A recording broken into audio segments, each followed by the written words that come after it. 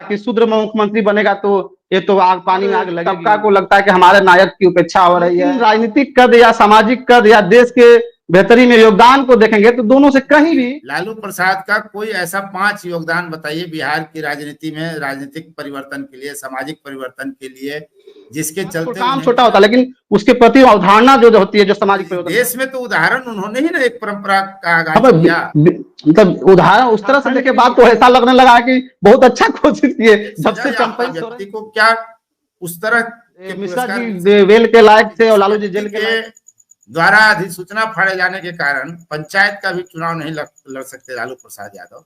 उसी व्यक्ति का करना होगा वो तो हमको आज लालू जी के जीते जी तो मैं नहीं करता हुआ कि वो पूरी तरह से मजबूती से नहीं हो पाया।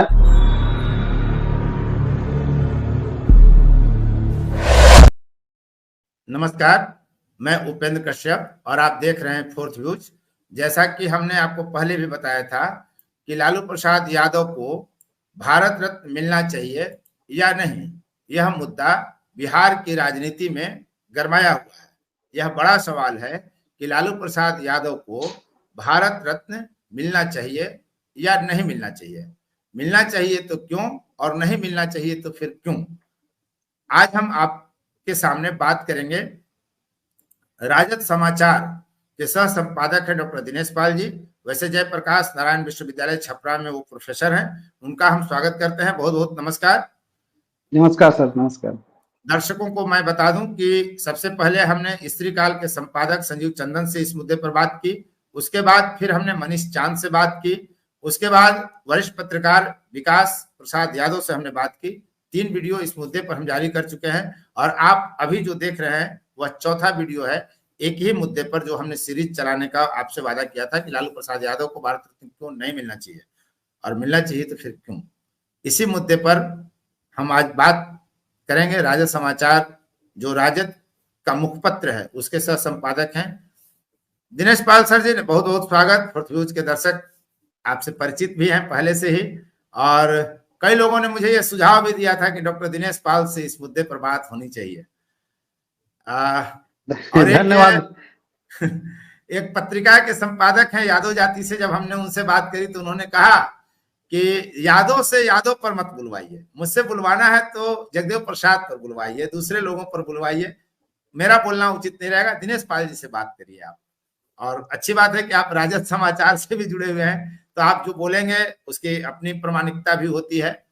तो सवाल तो यहीं से हम शुरू करते हैं कि लालू प्रसाद यादव को भारत रत्न क्यों मिलना चाहिए। राजद मांग कर रही है, राजद उसके साथ पूरी टीम खड़ी है, पार्टी खड़ी है। अंदर खाने इस पर तो चर्चा आपकी होती होगी, सेवा दल से भी आप जुड़े हुए हैं, कई मीटिंगों में शामिल होते हैं, तो राजद की सोच क्या है इस मुद्दे पर। सबसे पहले तो आपको आभार कि आपने इस मुद्दे पर बातचीत के लिए मुझसे जोड़ा और मैं उन शुभचिंतकों को भी आभार व्यक्त करता हूं जिन्होंने आपको मुझसे बातचीत करने के लिए एक सलाह दी, मशवरा दी। हालांकि पहले भी आपसे बात हुई थी कि बात होगी, लेकिन आप क्योंकि व्यस्त थे तो इस बीच ये बातें भी आ गई। हाँ, थोड़ा व्यस्तता थी इधर, लंबे कई दिनों से चल रही थी। दरअसल देखिए, सबसे पहली बात तो हमको ये सोचनी होगी कि हमें किसी पुरस्कार को लेकर क्यों बात करनी पड़ती है कि इन्हें मिलनी चाहिए नहीं मिलनी चाहिए। जब ऐसी बात उठती है किसी भी पुरस्कार को लेकर कि पुरस्कार इनको मिलनी चाहिए इनको नहीं मिलनी चाहिए, और जब आम जनता के बीच उठने लगती है या किसी वैचारिक मीटिंगों में बात उठने लगती है तो कहीं ना कहीं उस पुरस्कार देने की जो पद्धति है या देने की जो कमेटी निर्णायक है उसके ऊपर कहीं ना कहीं संदेह घर आने लगता है। वह सवाल तभी उठता है जब वहां पारदर्शिता का अभाव दिखने लगता है। वो तो लगभग अगर कोई भी संगठन पूरी अभाव दिखता है। हाँ, तो वही इसीलिए मैं इसीलिए बोला कि किसी भी पुरस्कार, मैं वही कर रहा हूं, किसी भी पुरस्कार के लिए जब अगर ऐसी बात उठती है, खासकर विश्व के लेवल पे तो हम लोग बहुत नहीं जानते, लेकिन नोबेल वेल में ऐसा शायद मांग नहीं उठती, लेकिन भारतीय पुरस्कारों में अधिकांशतः और हर पुरस्कार में ऐसी चर्चा होती है, तो इससे साफ जाहिर होता है कि कहीं ना कहीं लोगों के संदेह होते हैं या पक्षपात का उनके अंदर बू आती है, लगता है कि नहीं किसी को उपेक्षित किया जा रहा, तब वो सवाल उठती है। तो उसी सवाल का एक यह भी हिस्सा है, यह भी अंग है कि भारत रत्न को लेकर पिछले जब सूची देखते हैं हम 50 मतलब आधा शतक से भी ज्यादा लोगों को मिल गया है और उसमें जब मिलने वाले की बात हम तुलना करने लगते हैं तो लगता है कि हर तबका को लगता है कि हमारे नायक की उपेक्षा हो रही है, या हमारे बीच का जो एक नायक है उसको कम आंका जा रहा है, तो सवाल उठने लगता है। और इसी तरह के हमारी पार्टी के भी तमाम पदाधिकारी या कार्यकर्ताओं के बीच मन में सवाल उठने लगे, और सवाल उठा, पोस्टर लगा, और आप चर्चा की बात कर रहे हैं। तो जहां तक मैं जानता हूं कि भारत रत्न देने की कोई निर्धारित मापदंड नहीं है, अब जहां तक मुझे पता है। भारत रत्न मतलब एक तरह से कहें कि देश का वह रत्न के तब का तमगा दिया जाता है कि वह देश के उन्नति के लिए, या देश मतलब देश के विकास के लिए, देश के बेहतरी के लिए उसका कोई व्यक्ति योगदान करता है अपने क्षेत्र में, जिस क्षेत्र अलग अलग है, खेल से लेकर साहित्य, राजनीति, समाज, तमाम स्वास्थ्य, सब कुछ है। किसी भी अगर क्षेत्र में वह अपनी योगदान से देश की बेहतरी में के लिए काम करता है तो उसे एक सम्मान दिया जाता है। और उस पैमाने पर आप देखेंगे तो लालू प्रसाद हमारे जो कि पार्टी के प्रमुख हैं, अग्रणी हैं, वे कहीं से भी कम नहीं है, कमतर नहीं है, और वो उसके काबिल हैं। और उसकी, और जब से खासकर अगर जो अगर किसी सवाल उठाता है कि नहीं, जब बात होती है तो हमारे सामने जब हमने जिसको मिली है जिन लोगों की, उसमें हम देखते हैं बहुत पीछे अगर ना जाए तो दो नाम हम सामने रखें मोटे तौर पर जो राजनीति से है, इसलिए नाम राजनीति का हम उदाहरण लेंगे, बाकी तो अलग अलग क्षेत्र हैं। तो एक प्रणब मुखर्जी जी का हाल ही में जो मिला, और एक सबसे लेटेस्ट लाल कृष्ण आडवाणी जी का, अगर उन दोनों लोग को पैरेलल रख कर देखें तो कहीं भी दोनों पर सवाल उठाया था, मतलब नहीं, मामला की राजनीति से और करीब से हैं दोनों। और मामला ये उठता है कि उम्र में भले बड़े हों दोनों, लेकिन राजनीतिक कद या सामाजिक कद या देश के बेहतरी में योगदान को देखेंगे तो दोनों से कहीं भी आदरणीय लालू जी का कद कम नहीं है। तो फिर क्यों न मिले, जाहिर सी बात है, क्यों न मिला, कि हकदार हैं। तो उनका क्या योगदान है? लालू प्रसाद का कोई ऐसा 5 योगदान बताइए बिहार की राजनीति में, राजनीतिक परिवर्तन के लिए, सामाजिक परिवर्तन के लिए, जिसके चलते उन्हें मिलना चाहिए। आज सुरेंद्र किशोर एक वरिष्ठ पत्रकार हैं, आप भी जानते होंगे बिहार के, और उनका जब हमने एक पोस्ट देखा तो उनका कहना है कि उच्चतम स्तर की असाधारण सेवा के लिए भारत रत्न मिलता है। अच्छा, तो उच्चतम, आप जैसे पहले आप लालू जी के 5 आपको बता दें काम, जिस तरह आप जिससे कहते हैं। देखिए, जब जैसे एक व्यक्ति, एक समान परिवार का व्यक्ति, एक छात्र राजनीति से उभरता हुआ, और देश के जो उस समय की व्यवस्था थी, जो अब 74 का दौर था, जब वो आंदोलन खड़ा करते हैं एक समान परिवार से आकर, और देश में जो तानाशाही माहौल बना हुआ था, उसके उसके एक तरह से लोकनायक जयप्रकाश जी के नेतृत्व को लोग जाकर रिक्वेस्ट करते हैं और तख्ता पलट करते हैं। तो वो एक तरह से कहें तो सबसे पहले तो हम कहेंगे कि छात्र के लिए और छात्र राजनीति के लिए वो एक प्रेरक के रूप में सामने आते हैं, कि छात्रों को सिर्फ अपना पाठ्यक्रम नहीं, उनको देश के भविष्य और अपने राज्य देश की राजनीति में भी उनको रुचि रखनी चाहिए, उसके लिए आगे आना चाहिए। एक तो वहां प्रेरणा के रूप में आते हैं, आंदोलन उभरते हैं। दूसरी बात कि जब वो उनको मौका मिलता है, जब वो मुख्यमंत्री बनते हैं, उस समय उनके काम को हम देखेंगे तो आप देखेंगे कि उसके काम को पहले कैसे एक राजतंत्र जो है, लोकतंत्र है, उसे आम जनता को कैसे एहसास कराएं कि उनकी सरकार है। उसके लिए उन्होंने जो पहल की कि गांधी मैदान में आम जनता के सामने शपथ लिया और कहा कि वोट का राज मतलब छोट का राज, ये एक बड़ी बात थी। यानी उन्होंने एहसास दिलाने का काम किया, और कहा थाना, अपने बिहार के थाना के जो प्रभारी थे, अध्यक्ष थे, उन्हें कहा कि आप, हाँ, कि आम जनता भी आए तो आप पहले सम्मान से बैठाइए, उसका सम्मान से बैठाइए, फिर सुनिए, एफआईआर करिए ना करिए, उसको इज्जत दीजिए। ये बात उन्होंने बहुत बल के साथ कही। और उसके बाद तमाम, जैसे देखिए बिहार में हम लोग बात कर रहे हैं, बिहार एक जमींदारी और सामंती वाला समाज रहा है और जाति प्रधान समाज रहा है। तमाम ऐसे दबे कुचले लोग को जहां की सुनी नहीं जाती थी, थाने पहुंच नहीं पाते थे, वहां उन्हें जगह दिए। तो उसके बाद उनका एफआईआर दर्ज होने लगती है। उसके बाद देखिए, अब जब उनकी शैक्षणिक बात में हम जाएंगे, एक तो उस तरह देखिए शिक्षा के जगत में देखिए कि उससे पहले आप देखेंगे, हम विश्वविद्यालय में, इसलिए हम विश्वविद्यालय की बात जरूर करेंगे उनके योगदान को, कि विश्वविद्यालय में आप देखेंगे कि लालू जी के आने से पहले तक जितने भी प्रोफेसर बने, ऐसा कोई आयोग का उदाहरण नहीं मिलता जिसको आयोग के तहत बहाल हुए। जाति के नाम पे लोग कॉलेज खोलते थे, उनके जाति होते थे, वो बाहर रखे जाते थे, बाद में उनको सरकारीकरण किया जाता था, वो सरकारी प्रोफेसर बन जाते थे। और जाहिर सी बात है कि दलित और अति पिछड़े के कितने कॉलेज रहे होंगे, आप अनुमान लगा सकते हैं, नहीं के बराबर थे। जबकि आरक्षण लागू था, कर्पूरी जी कर दिया था, उसके बाद भी उन्होंने विश्वविद्यालय राज्य सेवा आयोग बनवाया उन्होंने, और 1996 में पहली बार आयोग के तहत बहाली हुई और आरक्षण के तहत सभी वर्ग के लोगों को असिस्टेंट प्रोफेसर प्रोफेसर की बहाली में असिस्टेंट प्रोफेसर की शुरुआत होती है, प्रोफेसर के बाद में होते हैं, उन्हें प्रतिनिधित्व मिलता है। यानी विश्वविद्यालय जो कि शैक्षणिक जगत का सबसे उच्च जगह है, वहां पे उस तबका को पहुंचाने का काम करते हैं। और उसी समय 94 में दरोगा की भर्ती करते हैं, जिसमें आरक्षण मजबूती से लागू होती है। 96 और 94 के समय शिक्षकों की बहाली आयोग से करते हैं। यानी उन्होंने विधिवत आयोग के तहत बहालियां शुरू की, जिसमें सभी समाज के प्रतिनिधित्व को बढ़ाया उन्होंने, वह जगह दिया, मौका दिया, और तब लोग अपनी बात रखने लगे। और 96 के बाद 97 में पुनः प्रोफेसर की बहाली आई, भले 3 में कंप्लीट हुई, लेकिन 97 में फॉर्म आ गया था। तो ये एक विश्वविद्यालय में आप देखें, उच्च शिक्षा में। अब नीचे की शिक्षा में आते हैं, आप उनका योगदान देखिए कि जैसे बहुत सी जो उस समय जो माहौल था कि जातीय भेदभाव इतना था कि शिक्षक भी अपने छात्रों से नफरत करते थे, या उनको पढ़ाने से या उनके छुए से दूर रखते थे। लालू जी ने उसे काट के लिए दो मुसहर जाति जो थी, उन जाति के मोहल्ले में, कस्बे में लगभग 300 विद्यालय खोले थे। और उन विद्यार्थियों को प्रोत्साहित करने के लिए कि रोज आओगे, रोज 1 रुपया मिलेगा, ताकि बच्चे को लोग भेजे, और शिक्षक उनके बीच जाके नौकरी करना है, तब आपको जाना पड़ेगा। यह एक योगदान देखे कैसे शिक्षा के प्रति जागरूक कर रहे थे। और चरवाहा विद्यालय तो उनका मतलब वैश्विक लेवल पे जो ड्रीम प्रोजेक्ट था, भले सफल नहीं हो पाया, कैसे नहीं करने दिया, लेकिन सोचे कि उन्होंने जब देखा कि हम जागरूकता फैला रहे हैं, उसके बाद जब गांव में गए तो देखे कि बहुत सारे ऐसे गरीब परिवार हैं, बच्चे को तो पढ़ा देंगे, भेज देंगे, लेकिन बच्चे जो घर का काम करते हैं, चल जाए तो काम नहीं होगा, मवेशी कौन चराएगा। तो उन्हें लगा कि अरे उससे अच्छा चरवाहा विद्यालय करते हैं कि बच्चा जाएगा, अपना मवेशी भी चराएगा, पढ़ेगा भी, धोबी का बच्चा कपड़ा भी उसी तालाब में वहीं धोएगा, सुखाएगा, वहीं पढ़ेगा भी, और उसके लिए कॉपी, किताब, कलम और मध्याह्न भोजन तक की व्यवस्था सरकारी थी। तो मतलब एक तरह से शैक्षणिक मतलब उत्थान का देखिए वहां पे कि किस तरह का योगदान करता है। शिक्षा जगत में आप देख लिए, सामाजिक प्रतिनिधित्व तो देखे, उसके बाद देखिए चेतना कहाँ से कैसे, मतलब सोच जो थी कि वो जब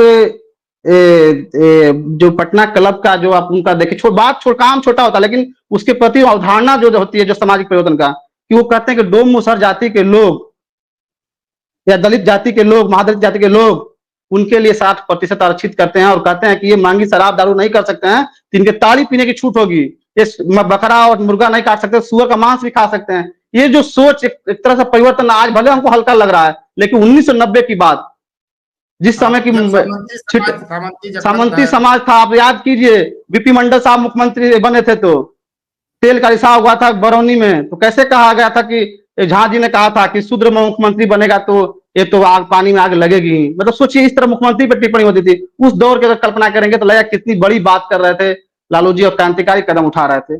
तो ये तमाम बदलाव 5 बोले, कई गिनाए, उसके बाद आप रेलवे वाला उनका योगदान गिन लीजिए, जो कि रेलवे हमेशा बदनाम रहा, क्या हमेशा घाटे में चलती है, उस रेलवे को उन्होंने 70,000 करोड़ के लगभग मुनाफे में दिखाया। तो ये उनका योगदान 5 नहीं, हम 25 गिना सकते हैं। देखिए उनका योगदान ये भी तो है देश के लिए कि जब जेल जाने की बारी आई तो पहली बार किसी मुख्यमंत्री ने अपनी पत्नी को सत्ता सौंपी और जेल यात्रा की है। देखिए अब जैसा कि आप उनकी आत्मकथा पढ़ेंगे, जो भी उन्होंने, ऐसा नहीं है कि वो बैठा दिए, लेके उनके विधायक जो भी थे, आज भी आप देखेंगे जो सांसद और विधायक हैं, उनकी जब सहमति बनती है तभी वो मुख्यमंत्री या प्रधानमंत्री बनते। सहमत निर्णय तो तकनीकी पक्ष ही लेता है।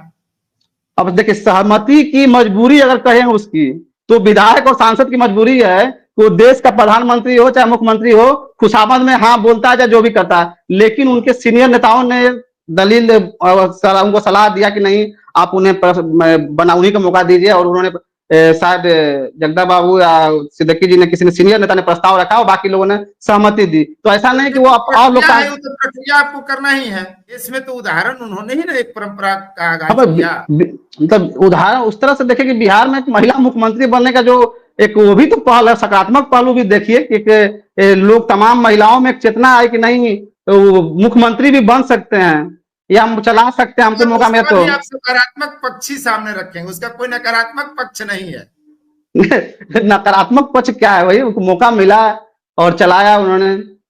और आज तक आप तो जैसे झारखंड के बाद तो ऐसा लगने लगा है कि बहुत अच्छा कोशिश किए, जब से चंपई सोरेन जी का दिखा है। राजद के समर्थकों नेताओं से जब अनौपचारिक बातचीत होती तो वे साफ कहते हैं कि अगर राबड़ी देवी को सीएम नहीं बनाते तो वो आज लालू प्रसाद की कोई अहमियत नहीं रह जाती बिहार की राजनीति में, हाशिए अब पर देखिए, चले आप एक, जाते। अब आपको एक ऑन कैमरा जो हम बात कर रहे हैं, हम कई बार गुफ्तगू में हमारे एक सीनियर नेता के साथ बात हो रही थी, तो उन्होंने कहा कि हमारा जो समाज है एक जाति प्रधान समाज है, इसमें कोई संदेह नहीं है। दूसरा है कि वो पारिवारिक या पितृसत्तात्मक वाली जो स्थिति है, तो आज भी जब हम क्या बोलते हैं सौंपते हैं किसी को, तो कई बार कहता है कि परिवार का अधिकार, आदमी जब नहीं होता है तो टूटने लगता है।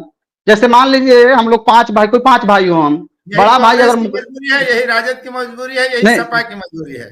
जैसे मान लीजिए कोई 5 भाई हो, बड़ा भाई अगर मुखिया है या परिवार चला रहा है, अचानक से कोई छोटे कर दे तो तीसरा बीच वाला भी विरोध कर रहा है कि हम क्यों नहीं। अगर वही भाभी को, बड़ी वाली भाभी कह दे तो मान लेगा कि नहीं उनका, मतलब जैसे एक माइंड सेट हमारे सामाजिक का बना, ये गुफ्तगू वाली बात है। ये जो सच्चाई है भले कड़वाहट हो, लेकिन ये हमारे समाज की सच्चाई है। तो उसे अपना नकारात्मक न देखे, वो सकारात्मक था, लोकतांत्रिक तरीके से था और पार्टी के विधायकों का समर्थन था। तो अब उस समय कर, उस पर आप बात करें, उसी समय भी तो बात की किस तरह से उनको गिरफ्तारी की गई थी, किस तरह से लोग घेर के गिरफ्तार किया था और किस क्या पॉलिसी थी। और आज आप देखे केजरीवाल जी कैसे जेल चला के चाहते तो वही चला सकते थे उस तरह, लेकिन केंद्र की सत्ता उस समय क्या केजरीवाल ने की। भी एक नया उदाहरण पेश किया, तो लेकिन उन पर जो आरोप लगते हैं उसमें सबसे बड़ा आरोप है भ्रष्टाचार का, चारा घोटाला, नौकरी के बदले जमीन, टिकट के बदले जमीन, धन लेन देना, वो तो अपनी जगह है। भ्रष्टाचार का आरोप तो लगभग सभी दलों के नेताओं पर है। फिर परिवारवाद का भी आरोप लगा, जेल की यात्रा किए, सजा याफ्ता हो गए। तो एक सजा याफ्ता व्यक्ति को क्या उस तरह के पुरस्कार मिल सकते हैं? इसकी देखिए, परंपरा तो आज तक नहीं बनी, कोई बाकी सजा याफ्ता बाकी को जो मिले। बाकी जो आरोप आप कहे, उस आरोप में कोई खास दम नहीं है। परिवारवाद ऐसा तो कॉमन बात है, हर विभाग हाँ, ये राजनीति तो ही नहीं सामाजिक देखेगा, जैसा, वो सब कोई ये सामाजिक संरचना सर्वव्यापी है जो भी समस्या, सर्वव्यापी हर विभाग का, उसका कोई मतलब नहीं है। भ्रष्टाचार भी मान लीजिए कॉमन। हाँ, बात जब सर्वदलीय आती और है कि, सर्वव्यापी समस्या। हाँ, बात आती है सजा याफ्ता की, तो मोटे तौर पे तो एक बात होती है कि सजा याफ्ता है तो भाई उस पर, लेकिन ऐसा कोई मापदंड नहीं रहा कि सजा याफ्ता को नहीं दिया गया है चाहे नहीं देना, ऐसा कुछ तो नहीं है। लेकिन दूसरी बात कि अब सजा याफ्ता है तो क्या वजह है, क्या वाकई में मिश्रा जी वेल के लायक थे और लालू जी जेल के लायक थे, यह एक सवाल होता है। क्या आपको नहीं लगता है कि ये लालू जी आगे आरजेडी भाजपा के साथ मिल गई होती तो सारे केस साफ हो गए होते? क्या नहीं लगता है? कई ऐसे नेता हैं जो तमाम घोटाले के बाद साफ हो जाते हैं। तो क्या एजेंसियां या न्यायपालिका जो भी कर रहा ठीक है, लेकिन क्या खत्म हो जाती है कि नहीं हो जाती? एक तो ये भी बात होती है, क्या लालू जी सिर्फ सिर्फ अपने कुछ भ्रष्टाचार के जो मामले हैं उसकी वजह से वो सजा याफ्ता हुए, या उनके पीछे जाति भी काम आई, विपक्षियों के लिए जाति को आड़ बनाया गया? क्या भाजपा जो मुखर विरोधी थे सत्ता के केंद्र की, जो भाजपा के और उनके साथ नहीं झुके, क्या वह भी कारण है? इन कई पहलुओं पे बात करनी होगी। और उसके साथ के कोई भी व्यक्ति अपने ऊपर लगे आरोप को सही तो नहीं बताता है। ये भी तो एक परंपरा है ना कि हर व्यक्ति अपने को हाँ, कहता है कि मैं निर्दोष हूं, तो वो कितना नहीं, विश्वसनीय होगा? देखो पिछले 10 सालों में हम लोगों ने देखा है, जो लोग जिस पे आरोप लगाते रहे, निर्दोष लगाते रहे, सबसे बड़ा मजेदार उदाहरण अगर कहीं देखा हम लोगों ने तो महाराष्ट्र में देखा कि भोर में शपथ होता है, शाम तक केस खत्म होती है, अगले दिन वापस हो जाता है। मतलब क्या, मतलब तो इस देश में जो एजेंसी अब सब पे एक सवाल उठने लगता है। तो ये एक चीज है भाई, न्यायपालिका तो पूरी तरह से हम नकार नहीं सकते हैं क्या स्थिति है, लेकिन उस केवल उस वजह से आप कह दें कि वो योग्य नहीं है, ऐसा मैं नहीं मानता। लेकिन यह भी तो है ना कि जिस व्यक्ति के द्वारा अधिसूचना फाड़े जाने के कारण पंचायत का भी चुनाव नहीं लड़ सकते लालू प्रसाद यादव, उसी व्यक्ति के साथ हैं। कांग्रेस के खिलाफ उनकी राजनीति शुरू हुई थी, कांग्रेस ने ही ये इस लायक बना दिया कि उनके खिलाफ केस हुए, इस लायक बना दिया कि वो चुनाव नहीं लड़ सकते। आज उसी कांग्रेस के साथ हैं। तो अच्छा, एक वैचारिक चीज, के स्तर पर भी तो समस्याएं हैं ना। एक चीज आप देखिएगा, जरा गौर कीजिएगा कि जिस केस को जिस व्यक्ति ने फाड़ा था, जिस जो आप कानून की बिल की बात कर रहे हैं, उस व्यक्ति की सदस्यता लेने के लिए किस तरह के फैसले सुनाए गए थे, आप अभी हाल ही में देखे थे। उस सदस्यता चल जाए इसलिए उसको दिन गिन के एकदम अधिकतम सजा सुनाई गई ताकि उसकी सदस्यता चल जाए। तो ये आपके किसी के सजा पे एक तो बड़ा सवाल खड़ा होता है कि उसकी सदस्यता लेने के लिए सजा सुनाई गई, जो कि वही बिल फाड़ा था व्यक्ति, और बाद में सुप्रीम कोर्ट में उसके फैसला उपलट जाता है। तो उससे आप अनुमान लगा सकते हैं कि सामने दूसरे व्यक्ति को भी न लड़ने दिया जाए, ऐसा फैसला सुनाया जा सकता है, या वैसे एजेंसियां प्रस्तुत कर सकती है। ये भी बात आती है। दूसरी बात आप जो कहे कि वो जिसके खिलाफ राजनीति शुरू हुई और उसके साथ हैं, इस पे हमारे पार्टी के एक वरिष्ठ नेता हैं आलोक मेहता जी, वो इस पे एक दिन इसका लक्ष्मण जी की किताब की प्रोफेसर की डायरी का विमोचन था, उन्होंने एक बात बड़ी अच्छी कही थी। बोले थे कि जिन जिन लोगों के कांग्रेस में जो लोग थे, जो वैचारिकी जिस वैचारिकी से राजद का विरोध था, वे लोग धीरे धीरे संघ या भाजपा में शिफ्ट हो गए, वो लोग चले गए। अब लिबरल लोग बचे हैं, हम लिबरल के साथ संघ में हैं, जिससे दुआव था तो धीरे उधर शिफ्ट हो गए। और उस शिफ्ट के बाद भारत रत्न भी देख लिया, ले लिए बाद में। तब तो इस स्तर पे भाजपा का और संघ का भी विरोध गलत है। पूरा भाजपा का कांग्रेसीकरण हो गया। भाजपा के जो लोग थे, श्यामा प्रसाद मुखर्जी की पीढ़ी के लोग, तो भाजपा के लोग भागे कहाँ? भाजपा के लोग तुम्हारे भाजपा के लोग कहाँ भागे? वो तो है हैं उनके साथ। कांग्रेस के जो लोग थे धीरे धीरे शिफ्ट होते चले आए। अब बड़े बड़े कांग्रेसीकरण हो ही रहा है ना, भाजपा का भी कांग्रेसीकरण हो रहा है, लेकिन संघी मुक्तिकरण नहीं होगा, हो जाएगा ना स्वीकार ना होगा। वो तो हमको लालू जी के जीते जी तो मैं नहीं कल्पना कर सकता। ये तो एकदम 100% आगे की पता नहीं, आगे भी लगभग नहीं लगता कि होगा, लेकिन जीते जी तो बिल्कुल संभव नहीं, 100% कर सकते हैं। चलिए, बहुत लंबी कोई एक दो टिप्पणी आप संक्षिप्त लास्ट में करें कि कोई ऐसा काम जो लालू प्रसाद यादव की चाहत रही हो और कर न सके, जिसकी कसक बाकी हो राजद को या लालू प्रसाद यादव को। ऐसी कोई, अब तो देखिए, ये तो लालू जी की चाहत, तो उनकी पर्सनल चाहत इच्छा रही होगी, वो तो बताएंगे। लेकिन कई बार लगता है कि जो वो सत्ता में रहते, लेकिन कई बार जैसा लगता है, जैसे कई बार लगता है कि जो कर्पूरी जी ने बदलाव किया जो आरक्षण 77-78 में लागू करके, उसके बाद जो मंडल कमीशन के लिए जो आंदोलन हुआ और लालू जी उसके बाद ओबीसी आरक्षण लागू होता है। और 1918 आप नवासी याद कीजिए, नवासी में जो सांप्रदायिक दंगे हुए भागलपुर में और लगभग 1,500 लोगों ने की मौतें हुई, और उसके बाद वो किस तरह से सांप्रदायिकता को रोकने के लिए उसी जिससे भारत रत्न की बात कर रहे हैं, जो सांप्रदायिकता की आग लगा रहे थे, उन आडवाणी जी को रोक के गिरफ्तार करवाए थे। तो उनकी जो एक चाहत थी कि सांप्रदायिक दंगे न हो, वो जो एकदम धार्मिक जो नफरत फैले वो खत्म हो जाए और सब तबके का प्रतिनिधित्व बढ़े और भागीदारी बढ़े, वो आज उल्टा दिख रहा है। वो कहीं ना कहीं उनको अंदर कसकती होगी कि आज आए दिन सांप्रदायिकता के आग में लोग युवाएं चढ़ के, अब देखे अभी यूपी का जो हुआ था, शायद बहराइच का कौन जिला था वो, जहाँ पे बहराइच का था, वो आप देखिए कि कैसे लग रहा है। और बिहार में भी कहीं कहीं अभी तो एक नेता भी उसको आग लगाने के लिए वो निकले हुए थे, तो वो कसकता होगा। दूसरी बात की आप आज देखिएगा, अभी बिहार में जब रिजल्ट आता है असिस्टेंट प्रोफेसर का, तो आप देखे, हम हाल ही में देखे भूगोल विषय का, दर्शन शास्त्र विषय का, मनोविज्ञान, गणित, जिसमें ईबीसी बीसी के लोग टॉप कर जाते हैं रिजल्ट में। और वही लोग जब केंद्रीय विश्वविद्यालयों में इंटरव्यू देने जाते हैं तो यूआर जो अनारक्षित सीट में घुसने नहीं दिया जाता उनको, एससी एसटी ओबीसी को वहां मतलब घुसने नहीं दिया जाता। उसके बाद उन्हें एनएफएस घोषित किया जाता है, यानी नॉट एप्लीकेबल मान लिया जाता है। जिस वर्ग का लोग बिहार में टॉप कर रहा है वो केंद्रीय विश्वविद्यालयों में अयोग्य कैसे हो जाता है। तो उन्हें लगता होगा कि जो लड़ाई कर्पूरी जी मंडल जी की बात जो हुई थी, वो आज लग रहा है कि फिर जैसे बैक हो रहा है, वो उन्हें कहीं ना कहीं कसकता होगा कि वो पूरी तरह से मजबूती से नहीं हो पाया, ऐसा मेरा मानना है। चलिए, बहुत बहुत धन्यवाद, काफी बातचीत हुई। अगर कोई आपके बात कहने को रह गई हो तो आप कह सकते हैं। धन्यवाद, हमने लगभग सब बातें कह दी। बातें तो बहुत हैं, घंटों चलते जाएंगे, अब छिड़ते जाएंगे। तो बहुत बहुत धन्यवाद दिनेश पाल जी, बहुत बहुत धन्यवाद। फोर्थ व्यूज, चौथा विचार, बाकी